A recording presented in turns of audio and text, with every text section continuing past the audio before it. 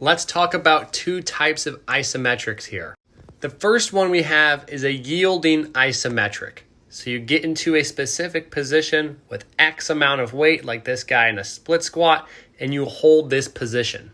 Now, because the amount of force is going to be determined by how much weight you have on your back, that force isn't going to change ever during the time you're holding this position, unless you actually begin to fail and that weight begins to actually mush you a little bit and push you down, which is when the exercise would hopefully have some sort of safety catches so you can offload the weight.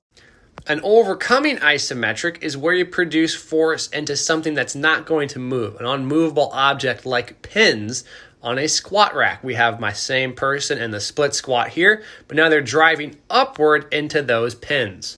Because there is no actual load on their back, the amount of force is going to be dictated by maybe just how much that bar weighs on their back when they're in the split squat, but essentially by how much they drive into those pins.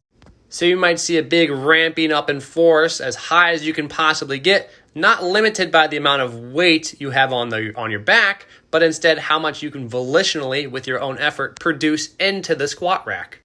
So you can have variable force outputs.